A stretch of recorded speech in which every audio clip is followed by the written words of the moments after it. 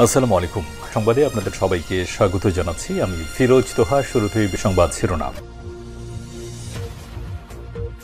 বাংলাদেশের সর্বশেষ গুরুত্বপূর্ণ আপডেট সংবাদ আপনাকে স্বাগত। শুরুতেই সংবাদ শিরোনাম, পরে বিস্তারিত। শুরুতেই জানাবো, জুলাই ঘোষণাপত্র দেবে সরকার। আজ বিকেলে শহীদ মিনারে মার্চ ফর ইউনিটি। জুলাই বিপ্লবের ঘোষণাপত্র প্রকাশ নয়। মঙ্গলবার ৩১শে ডিসেম্বর ঢাকার কেন্দ্রীয় শহীদ মিনারে সমবেত হয়ে মার্চ ফর ইউনিটি কর্মসূচি পালন করবে বৈষম্য বিরোধী ছাত্র আন্দোলন। সোমবার দিবাগত রাত ১:২টার দিকে সাংবাদিকদের এসব তথ্য জানিয়েছেন তারা। এরপর জানাবো, হার্ডলাইনে সরকার, আমলাদের আন্দোলন। জনপ্রশাসনে শৃঙ্খলা ফেরাতে এবার হার্ডলাইনে যাচ্ছে অন্তর্বর্তীকালীন সরকার। সচিবালয়ে অগ্নিকাণ্ডের পর আগে থেকেই বিভিন্ন ইস্যুতে কর্মকর্তাদের চলমান আন্দোলন সামাল দিতে কঠোর পদক্ষেপ নেয়ার বিষয়ে একমত হয়েছে সরকারের নীতি নির্ধারকরা। এদিকে ভেঙে গুঁড়িয়ে দেয়া হলো বঙ্গবন্ধুর ম্যুরাল। বাদ যায়নি জাতীয় চার নেতার। টাঙ্গাইল শহরের শহীদ স্মৃতি পৌর উদ্যানে বঙ্গবন্ধু শেখ মুজিবুর রহমানের ম্যুরাল ভেঙে গুঁড়িয়ে দিয়েছে কিছু অজ্ঞাত ব্যক্তিরা। গতরাত ৯টার দিকে ভেকু মেশিন দিয়ে ম্যুরালটি ভেঙে গুঁড়িয়ে দেয়া হয়। জানাবো, মুক্ত পরিবেশে ফুরফুরে বিএনপি। ফ্যাসিবাদী আওয়ামী লীগ সরকারের পতনে গত ১৫ থেকে ১৬ বছর ধরে রাজপথে নিয়মতান্ত্রিক আন্দোলন চালিয়ে আসছিল বিএনপি। ২০২৩ সালের ২৮শে অক্টোবর ঢাকায় মহাসমাবেশ ডেকেছিল দলটি, কিন্তু বিভিন্ন সময় বিএনপি সুবিধা করতে না পারলেও এবার ৫ তারিখের আন্দোলনের পর বিএনপি মুক্ত পরিবেশে ফুরফুরে অবস্থায় বিরাজ করছে। এখন তারেক রহমানের বক্তব্য বিভিন্ন মিডিয়ায় প্রচার করা হচ্ছে, কিন্তু আগে এটি নিষেধাজ্ঞা ছিল। এদিকে সিলেটের জকিগঞ্জে সড়কে অনির্দিষ্টকালের পরিবহন ধর্মঘট। আজ মঙ্গলবার থেকে সিলেটের জকিগঞ্জ রোডে অনির্দিষ্টকালের কর্মবিরতির ডাক দিয়েছে সিলেট জেলা বাস, মিনিবাস, কোচ, মাইক্রোবাস শ্রমিক ইউনিয়ন। সিলেটের জকিগঞ্জে গত ২৯শে ডিসেম্বর একাধিক বাসে ভাঙচুর ও অগ্নিসংযোগের প্রতিবাদে সংগঠনের নেতারা এই কর্মসূচি ডাক দিয়েছেন।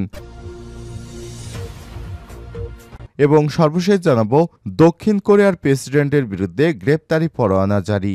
দক্ষিণ কোরিয়ার প্রেসিডেন্ট ইউন সুক ইউলের বিরুদ্ধে এবার গ্রেপ্তারি পরোয়ানা জারি করেছে দেশটির আদালত। মঙ্গলবার ৩১শে ডিসেম্বর এই আদেশ জারি করা হয় তার বিরুদ্ধে। তদন্ত কর্মকর্তারা জানিয়েছেন, গত ৩ ডিসেম্বর সামরিক আইন জারির দায়ে তাকে অভিশংসন ও ক্ষমতা থেকে বরখাস্ত করা হয়েছে। খবর রয়টার্সের। প্রিয় দর্শক, এতক্ষণ শুনছিলেন সংবাদ শিরোনাম, এবারে বিস্তারিত। তবে তার আগে বন্ধুরা, অনুরোধ থাকবে এই সংবাদটিতে একটি লাইক দিন। এই চ্যানেলে আপনি নতুন হয়ে থাকলে আমাদের সংবাদটি দেখতে দেখতে চ্যানেলটি সাবস্ক্রাইব করে রাখুন, যাতে করে বন্ধুরা আমাদের পরবর্তী লেটেস্ট আপডেট সংবাদগুলো সবার আগে আপনার কাছে পৌঁছে যায়। কমেন্ট করে আপনার মূল্যবান মতামত জানিয়ে দিন আপনি বিশ্বের কোন দেশ থেকে বা বাংলাদেশের কোন স্থান থেকে আমাদের সংবাদটি দেখছেন এবং শুনছেন। এবারে বিস্তারিত। জুলাই ঘোষণাপত্র দেবে সরকার। আজ বিকেলে শহীদ মিনারে মার্চ ফর ইউনিটি। জুলাই বিপ্লবের ঘোষণাপত্র প্রকাশ নয়। মঙ্গলবার ৩১শে ডিসেম্বর ঢাকার কেন্দ্রীয় শহীদ মিনারে সমবেত হয়ে মার্চ ফর ইউনিটি কর্মসূচি পালন করবে বৈষম্য বিরোধী ছাত্র আন্দোলন। সোমবার দিবাগত রাত ১:০১টার দিকে এই ঘোষণা দেন তারা। সোমবার রাতে বৈষম্য বিরোধী ছাত্র আন্দোলনের কেন্দ্রীয় কার্যালয়ে সংগঠনটির সদস্য সচিব আরিফ সোহেল বলেন, জুলাই আগস্টে গণ অভ্যুত্থানে আজ ছাত্র জনতার স্বতঃস্ফূর্ত অংশগ্রহণের মধ্য দিয়ে আবির্ভূত জনতার আকাঙ্ক্ষা তথা ফ্যাসিবাদ ব্যবস্থা বিলাপ ও নতুন রাজনৈতিক বন্দোবস্ত কায়েমের প্রতিশ্রুতির ভিত্তিতে নতুন বাংলাদেশের এক ঐতিহাসিক পটভূমি এবং আবির্ভূত হয়েছে। হাজার হাজার শহীদ ও আহত যোদ্ধাদের আত্মত্যাগের স্বীকৃতি ও জন আকাঙ্ক্ষার দলিল স্বরূপ জুলাইয়ের ঘোষণাপত্র অত্যাবশ্যক ছিল। এই ঘোষণাপত্র প্রণয়নের ঐতিহাসিক দায় জুলাই অভ্যুত্থানের নেতৃত্বদানকারী সংগঠন বৈষম্য বিরোধী ছাত্র আন্দোলনের উপর বর্তায়। নানান প্রতিকূলতা সত্ত্বেও বৈষম্য বিরোধী ছাত্র আন্দোলন বাংলাদেশের ছাত্র জনতার পক্ষে এক ঐতিহাসিক ঘোষণাপত্র প্রণয়ন ও ঘোষণার দায়িত্ব নিয়েছিল। আরিফ সোহেল বলেছেন, আমাদের উদ্যোগের ধারাবাহিকতায় বাংলাদেশের আপামর ছাত্র জনতার মধ্যে স্বতঃস্ফূর্ত ও ইতিবাচক সাড়া সঞ্চারিত হয়েছে অবস্থায় ছাত্র জনতার আহ্বানে রাষ্ট্রীয় পর্যায় থেকে জাতীয় ঐক্যমতের ভিত্তিতে জুলাই ঘোষণাপত্র প্রণয়ন উদ্যোগ নেওয়া হয়েছে। ছাত্র জনতার এই সময়োপযোগী উদ্যোগ সাধুবাদ জানাচ্ছে। এ সময় তিনি আরো বলেন, এই সেই ধারাবাহিকতা ৩১শে ডিসেম্বর মঙ্গলবার বিকেল ৩টায় কেন্দ্রীয় শহীদ মিনারে মার্চ ফর ইউনিটি কর্মসূচি পালন করা হবে। বাংলাদেশের আপামর জনসাধারণের প্রতি আমাদের উদাত্ত আহ্বান, আপনারা যে উদ্দীপনায় সংগঠিত হয়েছেন তার ধারাবাহিকতা বজায় রেখে আগামীকালের কর্মসূচিতে স্বতঃস্ফূর্ত অংশগ্রহণ করবেন। সংবাদ সম্মেলনে বৈষম্যবিরোধী ছাত্র আন্দোলনের আহ্বায়ক হাসনাত আবদুল্লাহর অন্যতম সমন্বয়ক সার্জিস আলম উপস্থিত ছিলেন। হার্ডলাইনে সরকার, আমরা দেখতে পাচ্ছি আমলাদের আন্দোলনের বিষয়ে কঠোর পদক্ষেপ নিচ্ছে সরকার। জনপ্রশাসনের শৃঙ্খলা ফেরাতে এবার হার্ডলাইনে যাচ্ছে অন্তর্বর্তীকালীন সরকার। সচিবালয়ে অগ্নিকাণ্ডের পর আগে থেকেই বিভিন্ন ইস্যুতে কর্মকর্তাদের চলমান আন্দোলনের সামাল দিতে কঠোর পদক্ষেপ নেওয়ার বিষয়ে একমত হয়েছে সরকারের নীতি নির্ধারকরা। সংশ্লিষ্ট সূত্রগুলো বলছে, জনপ্রশাসন সংস্কার কমিশনের সুপারিশ নিয়ে ক্যাডারদের আপত্তিকর আচরণ মন্তব্য ও কমিশন প্রধানদের পদত্যাগের দাবিতে সম্মেলন করে আলটিমেটাম দেওয়ার বিষয়টি সরকার মোটেও ভালোভাবে নেয়নি। আন্তঃক্যাডার বৈষম্য নিরসন পরিষদের ব্যানারে আন্দোলনেও কর্মকর্তাদের বাড়াবাড়ি হিসেবে বিবেচনা করা হচ্ছে। এমন পরিস্থিতি সামাল দিতে সরকার ও কমিশনের বিরুদ্ধে বক্তব্য দেওয়া কর্মকর্তাদের চিহ্নিত করা হয়েছে। এরই মধ্যে রাষ্ট্রীয় একটি গোয়েন্দা সংস্থায় সংক্রান্ত একটি প্রতিবেদন প্রধান উপদেষ্টার কার্যালয় সহ বিভিন্ন দপ্তরে জমা দিয়েছে।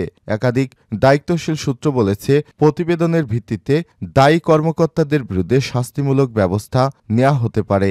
এরই মধ্যে অন্তত একজনের বিরুদ্ধে ব্যবস্থা নেওয়া হয়েছে। সরকারের পক্ষ থেকে এখনও আনুষ্ঠানিক কোনো বক্তব্য না দেয়া হলেও তথ্য সম্প্রচার উপদেষ্টা নাহিদ ইসলাম সাম্প্রতিক বক্তব্যে তার কঠোর অবস্থানের বিষয়ে আভাস দিয়েছেন। গতকাল শুক্রবার কৃষিবিদ ইনস্টিটিউটে এক অনুষ্ঠানে উপদেষ্টা নাহিদ বলেছিলেন, যারা আন্দোলনের নামে চাকরিবিধি লঙ্ঘন করেছে তাদের বিরুদ্ধে অবশ্যই ব্যবস্থা গ্রহণ করা হবে।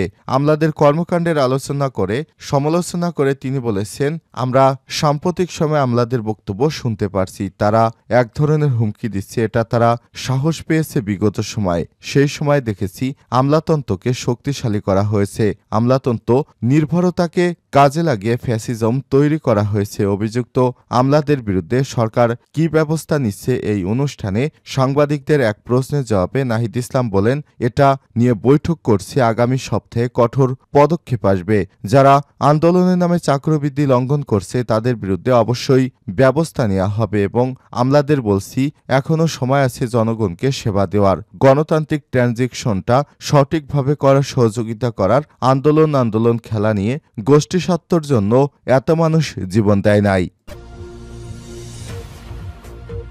ভেঙে গুঁড়িয়ে দেওয়া হলো শেখ মুজিবুরের মুরাল, বাদ যায়নি জাতীয় ৪ নেতারও। টাঙ্গাইল শহরের শহীদ সিটি পৌর উদ্যানে বঙ্গবন্ধু শেখ মুজিবুর রহমানের মুরাল ভেঙে দিয়েছে কিছু অজ্ঞাত ব্যক্তিরা। সোমবার ৩০শে ডিসেম্বর রাত ৯:৩০টার দিকে বেকু মেশিন দিয়ে মুরালটি ভেঙে গুঁড়িয়ে দেওয়া হয়েছে। প্রত্যক্ষদর্শীরা জানায়, হঠাৎ করে একটি বেকু পৌর উদ্যানের ভেতরে প্রবেশ করে পরে মুক্তমঞ্চের পাশে বঙ্গবন্ধুর মুরাল ভেঙে গুঁড়িয়ে দেয়। যদিও ছাত্র আন্দোলনের মুখে গত ৫ই আগস্ট শেখ হাসিনা সরকারের পতনের পর মুরালের এক পাশেই ভাঙা হয়েছিল, সোমবার পুরোপুরি ভেঙে দেয়া হয়েছে। বঙ্গবন্ধুর মুরাল ছাড়াও এখানে জাতীয় ৪ নেতার ছবি সম্বলিত মুরাল ছিল। টাঙ্গাইল সদর থানার অফিসার ইনচার্জ তানভীর আহমেদ জানান, এ বিষয়ে আমাদের কাছে কোনো তথ্য নেই, এ বিষয়ে কিছু বলতে পারছি না, তবে আমরা তদন্ত করে এ বিষয়ে ব্যবস্থা গ্রহণ করতে পারব বলে আশ্বাস দেন তিনি। মুক্ত পরিবেশে ফুরফুরে বিএনপি। ফ্যাসিবাদী আওয়ামী লীগ সরকারের পতনের গত ১৫-১৬ বছর ধরে রাজপথে নিয়মতান্ত্রিক আন্দোলন চালিয়ে আসছিল বিএনপি। ২০২৩ সালের ২৮শে অক্টোবর ঢাকায় মহাসমাবেশ ডেকেছিল দলটি। দ্বাদশ সংসদ নির্বাচনের আগে বেশ তাৎপর্যপূর্ণ থাকলেও সরকারের দমনপীড়নের কারণে মহাসমাবেশ পণ্ড হয়ে যায় বিএনপির। তবে এবার দীর্ঘদিন বিএনপির শীর্ষ আন্দোলনের পটভূমিতে এবছর কোটাবিরোধী ইস্যুতে ছাত্র জনতার অভ্যুত্থানে শেখ হাসিনা ও তার সরকারের পতন ঘটে। এই অভ্যুত্থানে বিএনপির সমর্থন, ছাত্রদল অঙ্গ সহযোগী সংগঠনের ব্যাপক অংশগ্রহণ ছিল। এই আন্দোলনে বিএনপির ৪২২ জন শহীদ হয়। সব মিলিয়ে সরকারের বিদায়ের মধ্য দিয়ে দীর্ঘ ১.৫ দশক পর রাজনীতিতে মুক্ত পরিবেশ পেয়েছে বিএনপি। খালেদা জিয়া সহ পর্যায়ক্রমে কারামুক্ত হয়েছে দলের প্রায় সব নেতাকর্মী।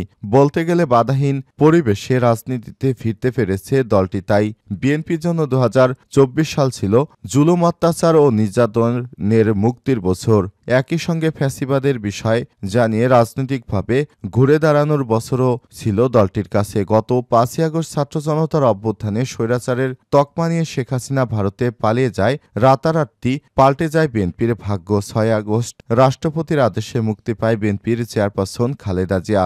একই সঙ্গে কারাগারে মুক্ত হয় দলটির কয়েক হাজার নেতাকর্মী। বিভিন্ন মামলায় সাজাপ্রাপ্ত কিংবা সরকারি নির্যাতন নিপীড়নে নির্বাসিত নেতাকর্মীরাও দেশে ফিরতে থাকেন। লন্ডন থেকে বিএনপির ভারপ্রাপ্ত চেয়ারম্যান তারেক রহমানের দেশে ফেরার পথ প্রশস্ত হচ্ছে। পথ পরিবর্তনের সঙ্গে সঙ্গে গণমাধ্যমগুলো তারেক রহমানের বক্তব্য ও ভিডিও গুরুত্ব সহকারে প্রচার করতে শুরু করেছে। যদিও বিগত ১০ বছর বিএনপির ভারপ্রাপ্ত চেয়ারম্যান তারেক রহমানের কোনো বক্তব্য বাংলাদেশের মিডিয়ায় প্রচারে নিষেধাজ্ঞা দিয়েছিল আওয়ামী লীগ সরকার, কিন্তু এখন সেটি আর হচ্ছে না। ফুরফুরে স্বভাবের বিএনপি এখন তারা মন যা চাচ্ছে সেভাবেই তারা কর্মসূচি পালন করতে পারছে। তারেক রহমানের বক্তব্য এখন মিডিয়াতে পুরোদমে প্রচার করা হচ্ছে। এ বিষয়ে এখন বিএনপি আগের থেকে অনেক বেশি শক্তিশালী।